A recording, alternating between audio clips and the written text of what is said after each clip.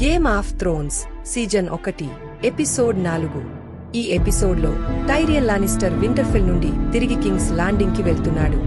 దారిలో అతను the wall కి వెళ్లి జాన్ స్నోతో మాట్లాడతాడు. టైరియన్ జాన్ కి ఒక ముఖ్యమైన సలహా ఇస్తాడు. నీవు ఎవరో దానిని ఆయుధంగా చేసుకో, అప్పుడు అది నిన్ను గాయపరచలేదు అని చెప్పతాడు. అక్కడ నుండి టైరియన్ ఇన్కి చేరుకుంటాడు. అక్కడ క్యాట్లిన్ స్టార్క్ కూడా ఉంటుంది. క్యాట్లిన్ టైరియన్ ను బ్రాన్ పై హత్యాయత్నం చేశాడని నిందిస్తుంది. ఆమె అక్కడున్న ఉత్తర ఇంటి కుటుంబాలను పిలిచి టైరియన్ ను బంధించమని అడుగుతుంది. కింగ్స్ ల్యాండింగ్ లో నెడ్ స్టార్క్ జాన్ ఆర్యన్ మరణానికి సంబంధించిన రహస్యాలను కనుగొనడం ప్రారంభిస్తాడు. అతను జాన్ ఆర్యన్ చివరి రోజుల్లో సందర్శించిన వ్యక్తులతో మాట్లాడతాడు. ముఖ్యంగా గ్రాండ్ మేస్టర్ పైసెల్ మరియు రాబర్ట్ రాజు యొక్క తమ్ముడు రెన్లీ బరాథియన్.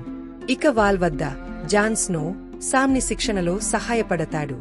అలిసర్ థోర్న్ నుండి రక్షించడానికి జాన్ తన మిత్రులతో కలిసి సామ్కి యుద్ధ నైపుణ్యాలు నేర్పడానికి ప్రయత్నిస్తాడు. డోథ్రాకీల మధ్య డెనెరిస్ టార్గేరియన్ తన సోదరుడు విసెరిస్ పట్ల మరింత ఆత్మవిశ్వాసం చూపిస్తుంది. ఆమె కాల్ డ్రోగోతో తన గర్భధారణ గురించి చెప్పినప్పుడు అతను ఆమెకు ఒక గుర్రాన్ని బహుమతిగా ఇస్తాడు.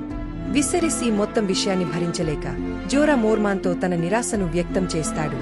కింగ్స్ ల్యాండింగ్ లో ఆర్య తన సోర్డ్ ఫైటింగ్ పాఫాలను సైరియో ఫొరెల్ దగ్గర కొనసాగిస్తుంది. రాజు రాబర్ట్ మరియు సెర్సీ లానిస్టర్ మధ్య తమ వివాహం గురించి మరియు తమ మొదటి కుమారుడు గురించి ఒక అరుదైన నిజాయితీ సంభాషణ జరుగుతుంది. ఎపిసోడ్ ముగింపులో నెడ్ స్టార్క్ ఒక మెటల్ షాప్ కి వెళ్తాడు. అక్కడ అతను రాబర్ట్ రాజు యొక్క చట్టబద్ధం కాని కుమారుడిని కలుస్తాడు, జెన్రీ అనే యువకుడిని. ఈ క్షణంలో నెడ్ కి జాన్ ఆర్యన్ మరణానికి కారణం అర్థమవుతుంది. అతను రాబర్ట్ రాజు యొక్క నిజమైన వారసుల గురించిన నిజాన్ని కనుగొన్నాడు. ఇలా క్రిపుల్స్, బాస్టర్డ్స్ అండ్ బ్రోకెన్ థింగ్స్ అనే ఎపిసోడ్లో రాజకీయాలు మరింత లోతుగా, పాత్రల మధ్య సంబంధాలు మరింత సంక్లిష్టంగా మారతాయి.